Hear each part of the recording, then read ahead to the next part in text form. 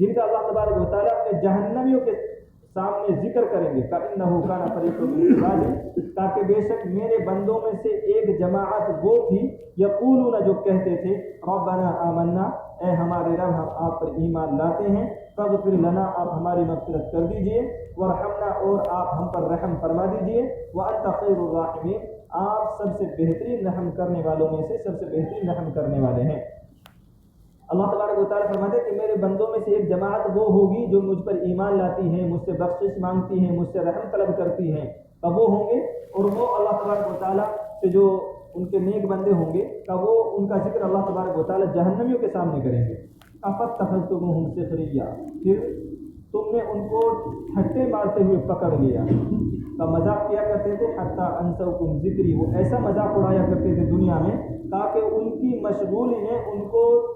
میرا ذکر بھلا دیا۔ اللہ تبارک و تعالیٰ فرمائیں گے کہ وہ ایسے اپنے کاموں میں مشغول ہو گئے تھے حتی انسوکم ذکری، کہ وہ مجھے یاد کرنا ہی بھول گئے، انہوں نے رب کو ہی بھلا دیا کہ ہمارا کوئی رب بھی ہے اس کو یاد بھی کرنا ہے، تو انہوں نے رب کو ہی بھلا دیا کہ وَكُنْتُم مِّنْهُمْ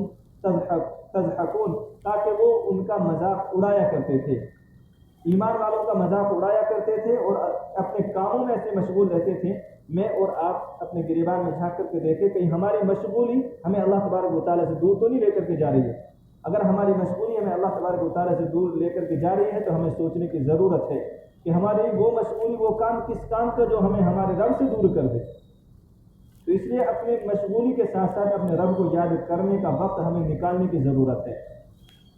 فرمایا انی جزیتہم اليوم بما صبروا، فرمایا اللہ تبارک و تعالیٰ نے کہ بے شک میں آج ان کو بدلہ دوں گا ان کے صبر کرنے کا، جو انہوں نے دنیا میں صبر کیا ہے، کہ میری جو عبادت کی ہے، جو پریشانی آئی ہیں، جو تکلیفیں آئی ہیں، کہ ان کو برداشت کیا ہے، ان پر صبر کیا ہے، کہ بے شک میں آج ان کو اس کا بدلہ دوں گا، انہم هم الفائزون، اور ان کا بدلہ یہ ہوگا کہ یہ آج کامیاب ہوں گے۔ اللہ تبارک و تعالیٰ اعلان کریں گے کہ تم نے جو دنیا میں جو صبر کیا ہے، جو تمہیں نے جو تکلیف پہنچی تھی اس پر صبر کیا ہے، جو تم نے میری عبادت کی ہے، مجھے رب مان کر کے جو زندگی گزاری ہے، کہ تمہارا بدلہ یہ ہے کہ آج تم کامیاب ہو۔ اور جس کے بارے میں اللہ تبارک و تعالیٰ یہ اعلان کر دے کہ یہ آدمی کامیاب ہے، اس سے بڑا کامیاب نہیں ہو سکتا۔ فَأَنَّهُمْ هُمُ الْفَائِزُونَ، کہ بے شک یہی لوگ کامیاب ہیں۔ قَالَ كَمْ لَبِثْتُمْ فِي الْأَرْضِ عَدَدَ سِنِينَ، اللہ تبارک و تعالیٰ خود سوال کر فرمایا کتنے دن تم زمین میں رہے، عدد سنین، کتنے سال گن کر کے بتاؤ، کتنے سال دنیا میں زندگی گزاری ہے۔ قالوا، تو وہ لوگ یہ کہیں گے لبثنا یوما وبعض یوم، کہ ہم نے ایک دن زندگی گزاری ہے، یا تو ایک دن دنیا میں رہے ہیں یا آدھا دن دنیا میں رہے۔ فاسأل العادین، شمار کرنے والے سے پوچھا جائے گا کہ تم یہ بتاؤ، تو وہ کہیں گے ایک دن زندگی گزاری، آدھا دن زندگی گزاری۔ قال، تو فرمایا ان لبثتم الا قلیلا، تاکہ تم نہیں ٹھہرے ہو لیکن بہت تھوڑا زمانہ تم نے دنیا میں گزارا ہے، آخرت کے مقابلے میں یہ زندگی کچھ بھی نہیں، یہ زندگی کچھ بھی نہیں ہے۔ آخرت کے مقابلے اگر کیا جائے، یہاں محدود زندگی ہے، اگر کسی کو 1000 سال کی زندگی بھی مل جائے تو بھی اس کی محدود زندگی ہے، اس کو پتا ہے کہ مجھے 1000 سال میں دنیا سے جانا ہے،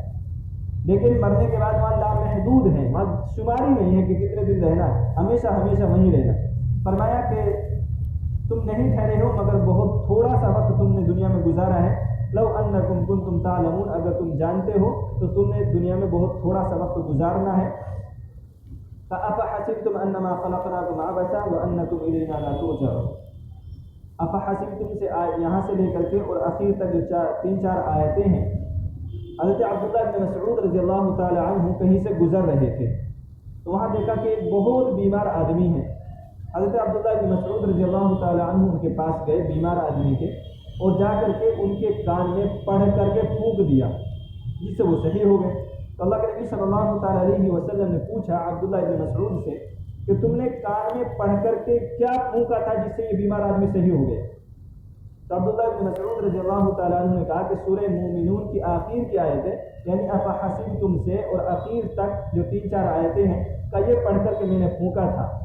اللہ کے نبی صلی اللہ تعالیٰ علیہ وسلم نے ارشاد فرمایا قسم ہے اس ذات کی کہ جو آدمی اگر اس کو پڑھ کر کے پہاڑ پر دم کر دے تو پہاڑ اپنی جگہ سے ہل سکتا ہے، کہ اتنی طاقتور آیتیں ہیں۔ افحسبتم انما خلقناکم عبثا وانکم الینا لا ترجعون، فرمایا کیا تم یہ گمان کرتے ہو کہ میں نے تم کو بیکار پیدا کیا؟ اللہ تبارک و تعالیٰ سوال کر رہے ہیں کہ کیا تم یہ گمان کرتے ہو کہ میں نے تمہیں بیکار پیدا کیا؟ کہا وَأَنَّكُمْ إِلَيْنَا لَا تُرْجَعُونَ، کہا بے شک تم یہ سمجھتے ہو کہ ہمارے پاس لوٹائے نہیں جاؤ گے؟ کہا تم سب کو لوٹ کر کے ہمارے پاس آنا ہے، اپنی زندگی کا حساب دینا ہے۔ وہ حضرت شیخ صاحب نے فضائل اعمال میں واقعہ لکھا ہے کہ ایک بچہ کھڑا ہوا رو رہا تھا، وہاں سے گزر رہے تھے غالباً بہلول مجذوب، انہوں نے سمجھا کہ جو بچے کھیل رہے تھے اخروٹ سے، کہا اس کے پاس شاید اخروٹ نہیں ہے تو شاید اس لیے یہ رو رہا ہوگا۔ تو اس سے پوچھا کہ کیوں رو رہے ہو؟ کہا اخروٹ نہیں ہے تو میں دلا دیتا ہوں، تم بھی بچوں کے ساتھ کھیل لو۔ تو اس بچے نے کم سن اور کم عمری میں جو جواب دیا تو اس نے کہا کہ کیا ہم کھیل کود کے لیے پیدا ہوئے؟ تو یہ جواب سن کر کے وہ بڑے دنگ اور حیران ہو گئے۔ کہا کہ تو پھر کس لیے پیدا ہوئے؟ کہا ہم پیدا اس لیے ہوئے ہیں کہ ہم علم سیکھیں، اس پر عمل کریں، دوسروں تک پہنچائیں۔ کہا ہم اس لیے پیدا نہیں ہوئے کہ ہم کھیل کود میں لگ جائیں۔ تو ان سے سوال کیا بچے سے کہ تم نے یہ بات کہاں سے سیکھی؟ تاکہ میں دیکھتا ہوں کہ جب میری والدہ چولہے میں آگ جلاتی ہیں تو آگ جلانے کے لیے پہلے چھوٹی چھوٹی لکڑیوں کا استعمال کرتی ہیں۔ کہا کہ مجھے یہ ڈر ہے کہ جب اللہ تبارک و تعالیٰ کل قیامت کے دن جہنم کی آگ کو سلگائیں گے کہ کہیں چھوٹی لکڑیوں کی جگہ مجھے استعمال نہ کر لیا جائے۔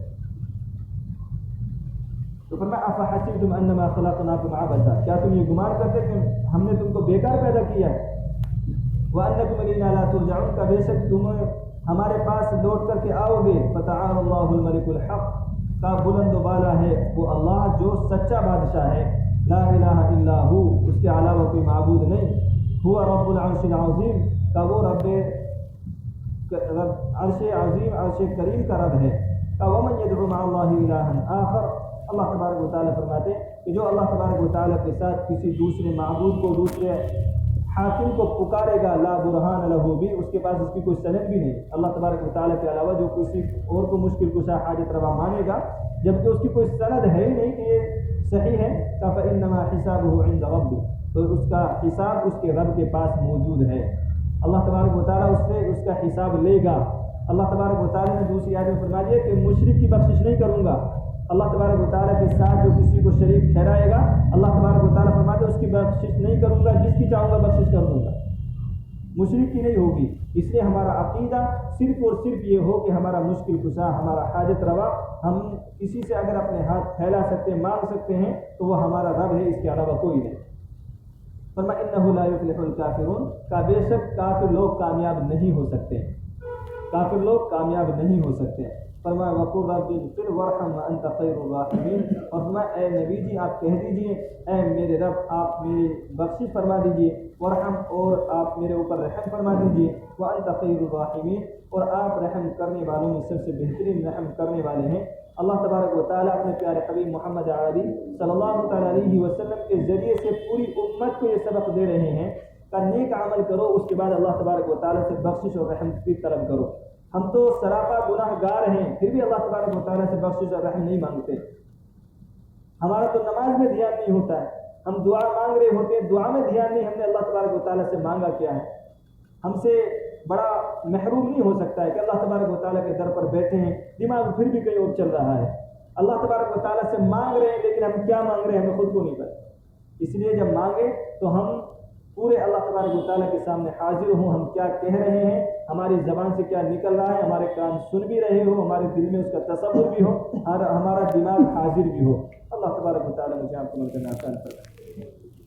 الحمدللہ رب العالمین، اللهم صل على سيدنا محمد وعلى آل سيدنا محمد وبارك وسلم۔ ربنا ظلمنا انفسنا وان لم تغفر لنا وترحمنا لنكونن من الخاسرين، لا اله الا انت سبحانك اني كنت من الظالمين، يا حي يا قيوم برحمتك نستغيث، یا اللہ یا کریم آقا صغیرہ کبیرہ گناہوں سے درگزر فرما،